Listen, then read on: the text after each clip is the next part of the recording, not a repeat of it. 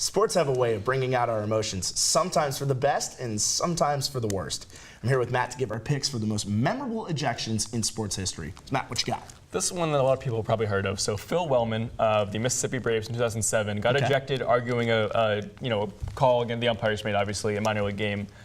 He proceeded to throw the umpire out of the game himself, metaphorically. He covered the home plate with dirt and drew his own home plate, much bigger, obviously.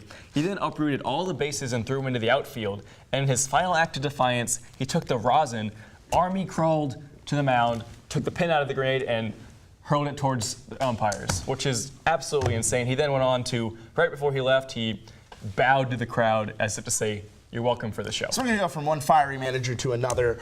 Anytime Earl Weaver stepped out of the dugout, a spectacle would be put on for anyone and everyone in Memorial Stadium to see. Profanity, jumping up and down, throwing hats, anything, contact with umpires, even once stealing the glove from an Orioles pitcher to demonstrate to an ump what a balk was.